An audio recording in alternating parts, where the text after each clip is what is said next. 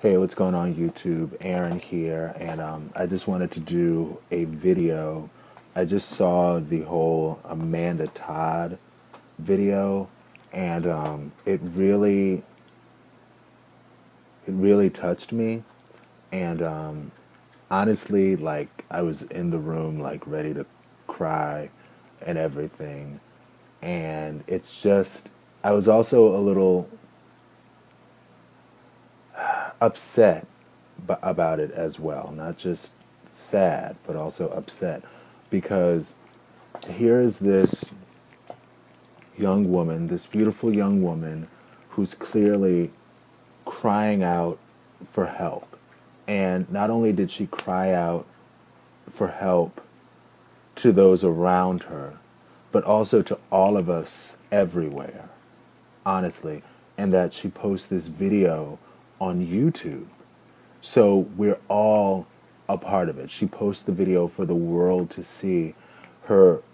Wow, like even just thinking about it again, it's just sort of getting to me. But for the world to see what she's going through, and nobody was there for her. I don't want to say nobody was there for her. She did say she lived with her mom and her father, like I think at different times or something. And I don't know exactly what they were telling her. And maybe it's a situation where they were sort of just too busy because, people have to work so hard nowadays and they don't always get to spend sufficient time with the kids. So, because they're trying to put food on the table and put clothes on the backs of the children, and people have to work really, really hard. So maybe her parents weren't able to spend as much time with her and talk to her as much as perhaps would have helped her. But what my concern also that I'm doing this video for is the fact that she reached out to all of us, and it almost made me cry. I was typing a response on the video YouTube page, one of the video YouTube pages. At this point, everybody's copied it and posted it for themselves, probably trying to get views. But I literally started to cry as I was typing the comment, talking about the fact that she really just needed a true friend. Like, she just needed someone. She didn't even necessarily need a whole pack of friends, but she just needed someone to be there. And it literally, it really just got to me. And I realize I'm getting a little, like, emotions in this video just talking about it. Because, I'm somebody who's, I was not really the popular kid in school or anything like that. I didn't really have any enemies, and that's partially because of something that my mom told me. And I'll share it with you all. I feel like I'm all over the place. I apologize. But I do feel as though it's important to share that because I think it really helped me.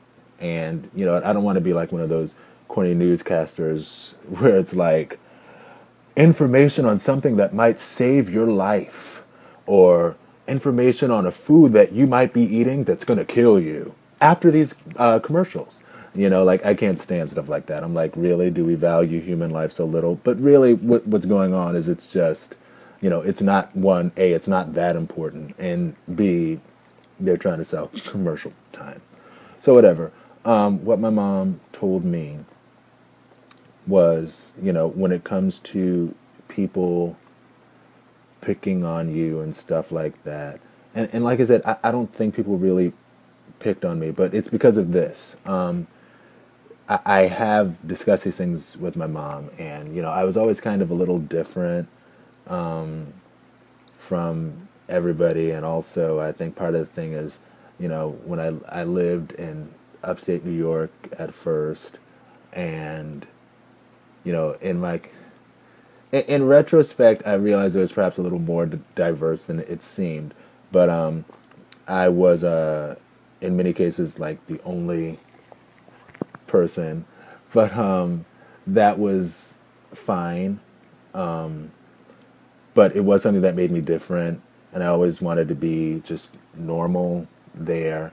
And then we moved to New Orleans, Louisiana, and I love New Orleans, Louisiana. I still do to this day, because I feel like I grew a lot there.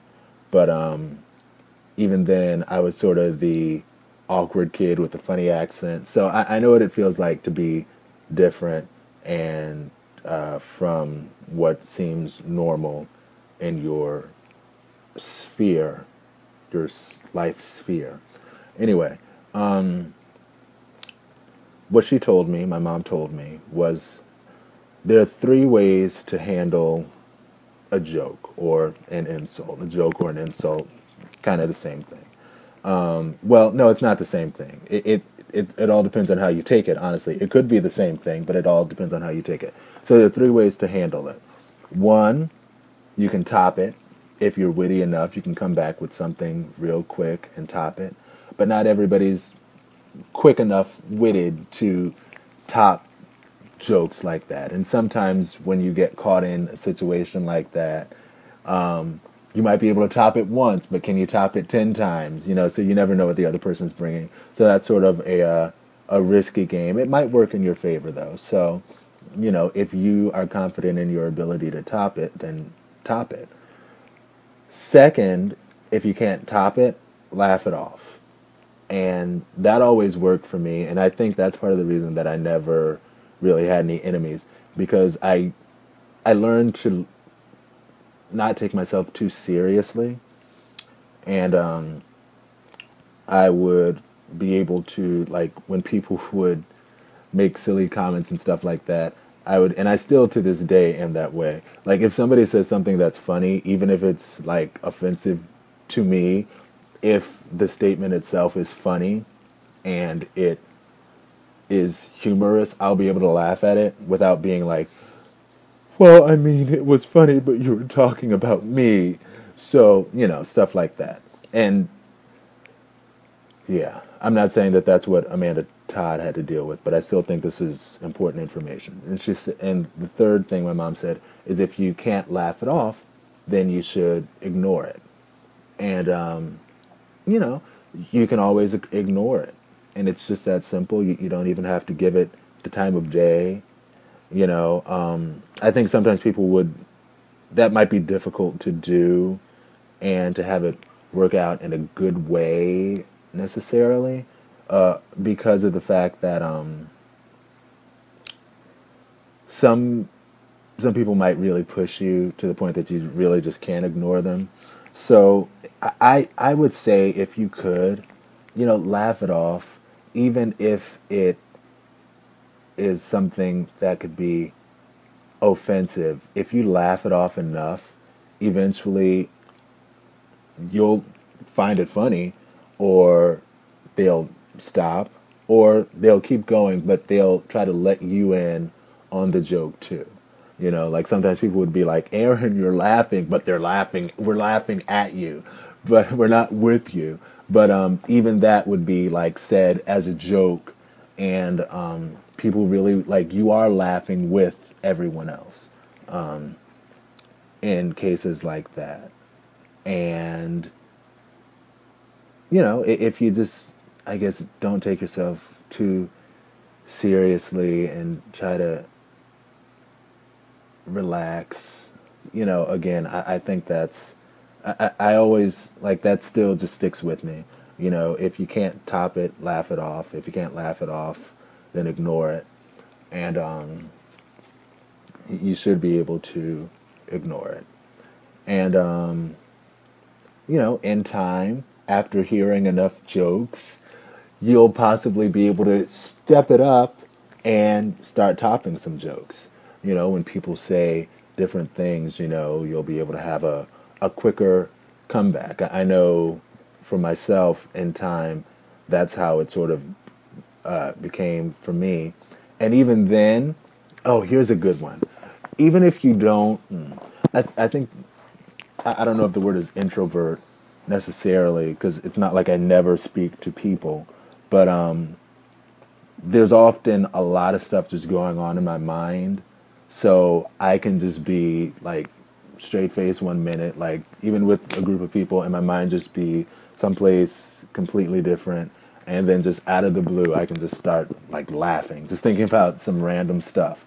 So all of that to say, even if you don't feel confident enough to top it on the outside, you can still have that laugh it off mentality on the inside. And you could try out, and that's something I do a lot, and that's also part of the reason that I like doing comedy script writing. You can sort of in your head play out, well, if I was to try to top that, this is what I'd say. And then you can laugh at what you were going to say. So even though people are laughing at you, so it seems, or laughing at what seems to be at your expense, you can laugh with them, and then you'll be laughing with everybody. And even though you might not even necessarily be thinking about what everybody else is laughing at, your thinking might be on a totally different level of what you're laughing at. But you'll still be able to get that laugh in. And eventually, once people, I think sometimes people do what they do. And also, you never know what the other kids are going through. Sometimes kids act out in school because they're dealing with some really difficult times at home. And like even me, I started thinking about sort of how I would act in school. And there was a brief time, hallelujah, that there was some unrest in the house where I lived when I was growing up. And when I look back at it in retrospect, what I was doing, I was really sort of acting out in school. Now, I always enjoyed school and learning and stuff like that, so it's not like my grades would really suffer because my mom would not accept less than a B.